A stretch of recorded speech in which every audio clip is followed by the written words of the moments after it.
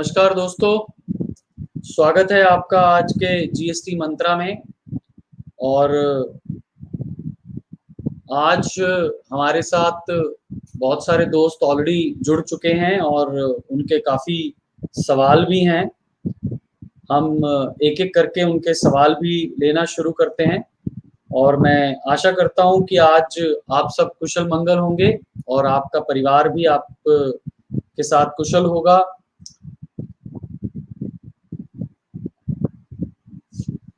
जी, तो सबसे पहले रूपा मैडम हैं हमारे साथ, रूपा जैन। ये हमारे साथ जुड़ी हुई हैं कोलकाता से।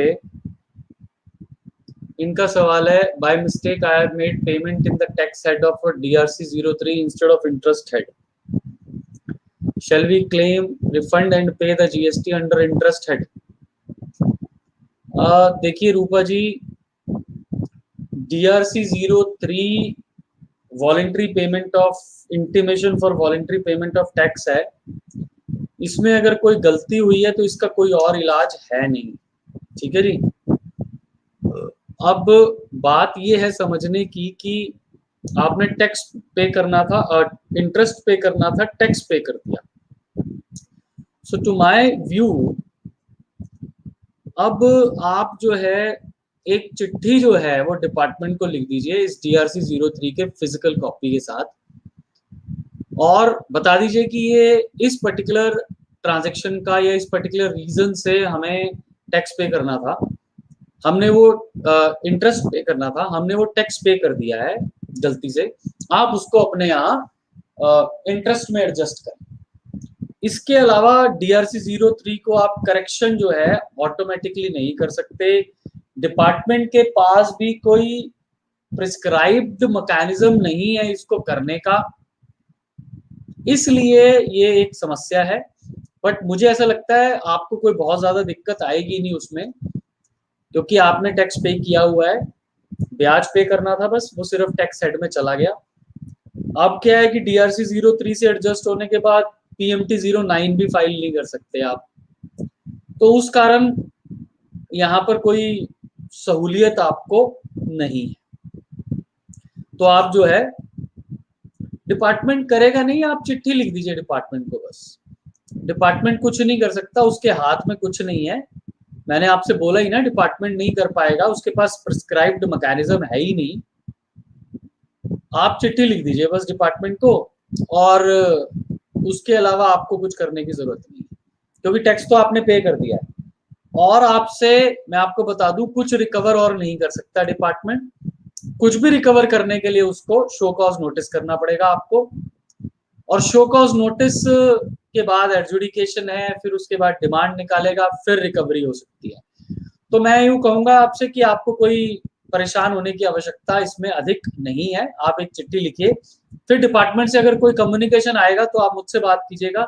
हम पर्सनली भी अदरवाइज भी कनेक्टेड है। आप इस शो में भी आएंगी, आप रेगुलरली आइए और भी दोस्तों को बताइए इस शो के बारे में, और हम वहां पर भी आपके इस सवाल को दोबारा ले लेंगे अगर डिपार्टमेंट कोई आपको कम्युनिकेशन करता है तो।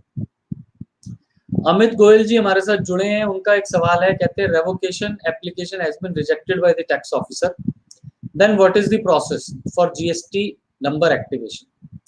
सर, आप अपील कर सकते हैं इसके against under section 107 appellate authority को, और आप उनको रीजन बता सकते हैं कि क्यों आपका नंबर रीएक्टिवेट किया जाना चाहिए।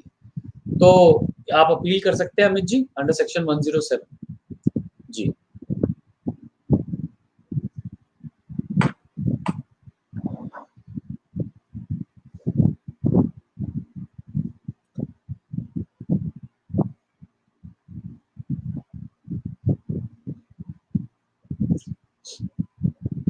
जी, अभी इसके अलावा और हमारे जो सवाल आए हुए हैं ऑलरेडी,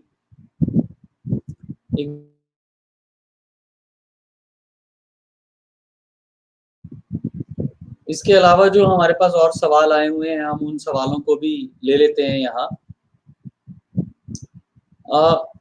एक सवाल हमारे मित्र हैं, उन्होंने पूछा है हमसे विद रिस्पेक्ट टू एक शो कॉज नोटिस आया है उनको और उस नोटिस में 16(4) का नॉन कंप्लायंस है। अब समस्या ये है कि उन्होंने जो फाइनेंशियल ईयर 19-20 का जो क्रेडिट था वो उन्होंने सितंबर 2020 की रिटर्न में लिया, लेकिन रिटर्न जो है वो नवंबर 2020 में फाइल की। तो उस कारण से जो है रिटर्न जो है डिलेड थी और आपका क्रेडिट जो है वो एलिजिबल नहीं था।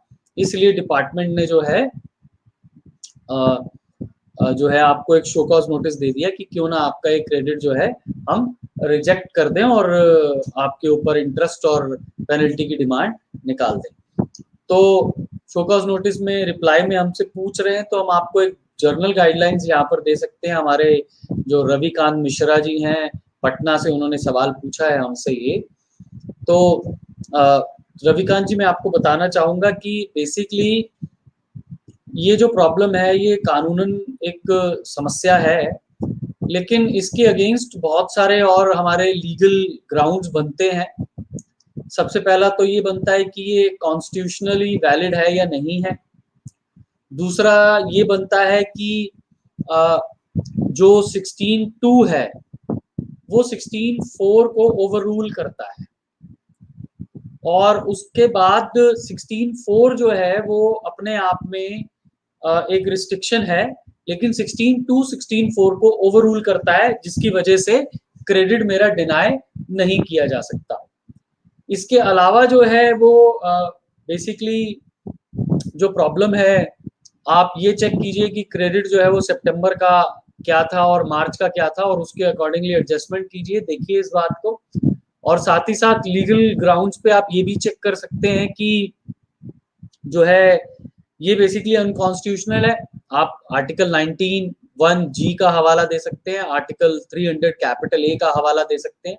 इसका रिप्लाई आपको एक एग्जॉस्टिव रिप्लाई बनाना पड़ेगा, और उसमें बहुत सारे फैक्टर्स को, लीगल प्लस फैक्चुअल फैक्टर्स को आपको ध्यान रखकर एक प्रॉपर जवाब बनाना पड़ेगा। ये रविकांत जी का सवाल था। रूपा जी हमसे पूछ रही हैं, shall we take credit of an air tickets bill booked for business purposes? बिल्कुल ले लीजिए रूपा जी, क्रेडिट की कोई समस्या नहीं है, कोई प्रॉब्लम नहीं है, आप ले सकती हैं इस क्रेडिट को। तुशांत गर्ग जी का सवाल है, क्या भारती मैम दिखाएंगी आप उसको स्क्रीन पे? A transporter has providing GTA services as well as brokerage services for vehicles. On GTA services, tax is payable by recipient. My question is, brokerage service is also taxable or exempt? Sir, अगर brokerage है तो brokerage अगर आप services provide कर रहे हैं further GTS को, जो भी आप ये वाली सर्विसेज दे रहे हैं फर्दर जीटीएस को दे रहे हैं, then it shall be exempt. अगर आप बिजनेस एंड यूजर को दे रहे हैं then it will be taxable. Amit ji, then Tushant ji का सवाल लीजिए भारती मैम। तुशांत जी का ऊपर सवाल है ये वाला, हाँ, is GST applicable on sale of machinery at less than book value? Machinery was purchased before GST and VAT credit was not taken. देखिए तुशांत जी, मशीनरी के ऊपर रेसिडुअल वैल्यू का प्रोविजन जो नोटिफिकेशन 8/18 जो हमारी जनवरी 2018 की नोटिफिकेशन है वो नहीं लगती सीटीआर, वो सिर्फ लगती है व्हीकल के ऊपर, मोटर व्हीकल्स के ऊपर। तो इसलिए आपको मैं बताना चाहूंगा कि मशीनरी अगर आप सेल कर रहे हैं, इसके ऊपर इनफैक्ट मैंने एक पूरा डिटेल्ड आर्टिकल भी लिखा है, लगभग 7-8 पेज का, टेक्सटमैन पर पब्लिश है, आप वहां पर भी जा सकते हैं। और अगर आप वो मुझसे चाहें तुषान जी और डिटेल स्टडी करने के लिए, वो भी आप मुझसे मांग सकते हैं, मैं आपको भेज दूंगा, व्हाट्सएप पे भेज दूंगा। आपके सवाल का जवाब मैं अभी दे रहा हूं।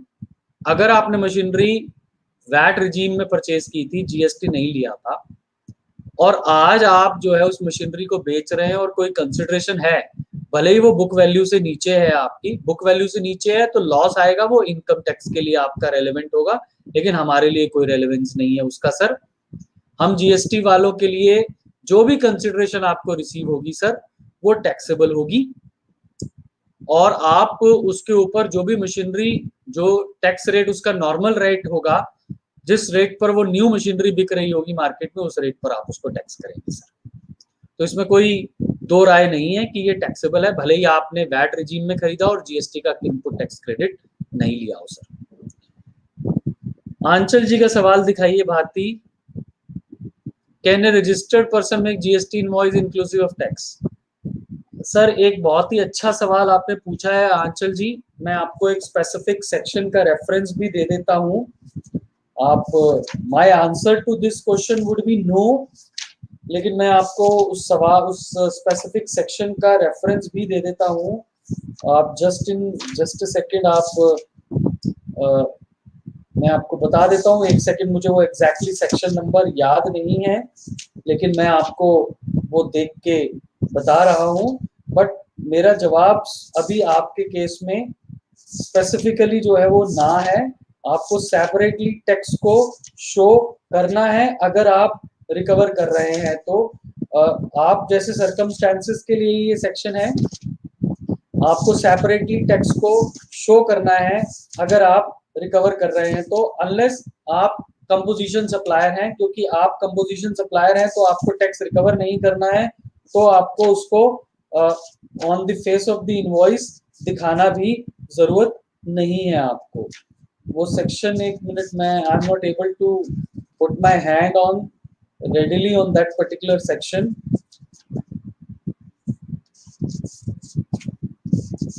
लेकिन क्लैरिटी के साथ मुझे इस बात को कहने में कोई प्रॉब्लम नहीं है कि tax rate has to be, tax amount has to be separately mentioned on the face of the invoice.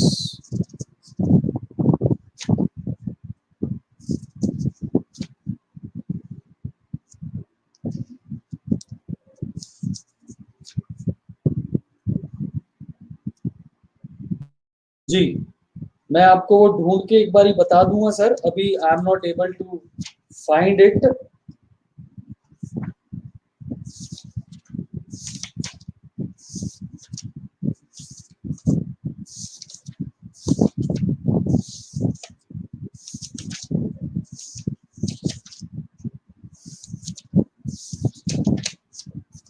मैं बता दूंगा आपको Anchal ji separately, but inclusive of tax नहीं हो सकता सर। और किसी का कोई सवाल? हाँ, एक सवाल ये रूपा जी का है, but in section 17(5) it is saying leasing, hiring and renting of aircraft is not allowed. Madam Rupa ji का सवाल था credit of air tickets bills. Madam ji, leasing, hiring and renting of aircraft is not allowed. Madam आप क्या lease कर रहे हैं, higher कर रहे हैं, रेंटिंग कर रहे हैं? आप ट्रेवल की सर्विसेज ले रहे हैं मैडम एयरक्राफ्ट में, ना आप एयरक्राफ्ट को लीज पे ले रहे हैं, ना हायरिंग कर रहे हैं, ना रेंटिंग कर रहे हैं एयरक्राफ्ट की। आप ट्रेवल सर्विसेज ले रहे हैं through aircraft by air. This is not hiring of aircraft madam. आप क्या एयरक्राफ्ट हायर कर रहे हैं? पूरा एयरक्राफ्ट आपने हायर कर लिया, रेंट पे ले लिया, लीज पे ले लिया? No ma'am, it is not a service of leasing, hiring or renting of aircraft, so don't worry about that. What is the notification number for brokerage service or exempt for transporter? sir 12/2017 CTR 12/17 CTR। Amit ji आपका सवाल का जवाब दे दिया।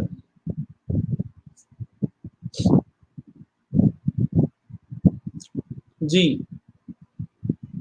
एक आखिरी सवाल हम आज के शो में और ले लेते हैं। जी, आशीष सिंह हमारे बंबई से जुड़ गए, इन्हीं का सवाल आखिरी होगा आज के शो का हमारा। Hello sir, machine purchased, transfer ITC, चलिए, machine purchase under loan and ITC availed and subsequently subsidy also received. Whether GST is applicable on subsidy income, please confirm. Machine purchase under loan and ITC availed and subsequently subsidy also received. देखिए, machine purchase हुई है आपकी for the purposes of business, in the course of furtherance of business. उसमें अगर आपने subsidy receive की है, subsidy के लिए अगर सेपरेटली ग्रांट नहीं है, अगर एग्जेम्पशन नहीं है under notification 12/17, then subsidy shall be taxed. ठीक है जी, लेकिन ITC is not required to be reversed in any case. अगर सब्सिडी को टैक्स किया गया तो सब्सिडी शैल बी टैक्स्ड, लेकिन even if subsidy is not taxed, but ITC would not be required to be reversed. Transfer ITC क्या पूछ रही है रूपा मैडम, मैं समझा नहीं आपके सवाल, आपका ये वाला सवाल नहीं समझा। ट्रांसफर आईटीसी डिटेल में लिख के भेज दीजिए, then that will be the last question for the show.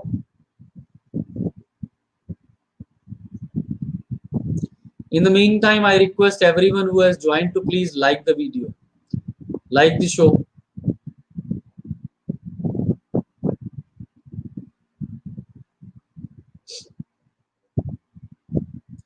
Rupa ma'am, आपका सवाल नहीं मैं समझ पाया।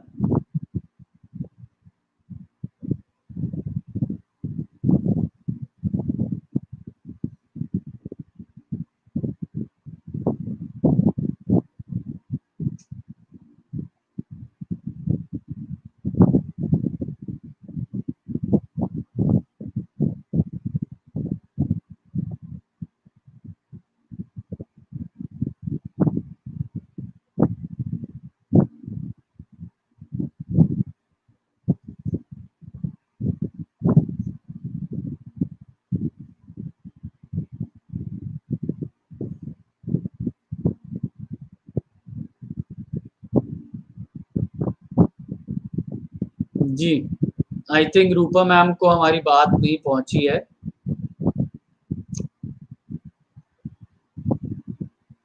और किसी का कोई सवाल है तो आप हमसे पूछ सकते हैं, else we will like to conclude the show here and like to thank each one. Sir, GST applicable on sale of land? Sir, no, GST is not applicable on sale of land.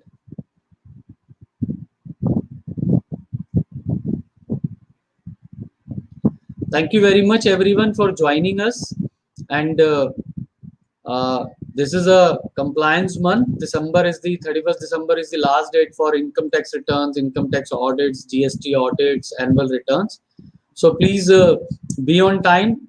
Still today is 8th December, 23 days are left. I would request each one of you to become more attentive and little more grossly involved into the work, so that we can finish the work in time, and there should not be any lapse now. And to my humble view, no further extension of dates shall be given. So with this, I would like to thank each one of you for joining the show. Thank you very much, friends. Thank you, Bharti, for conducting the entire show, even from the backhand, and hope to see you on the show in the next week. Thank you very much, friends.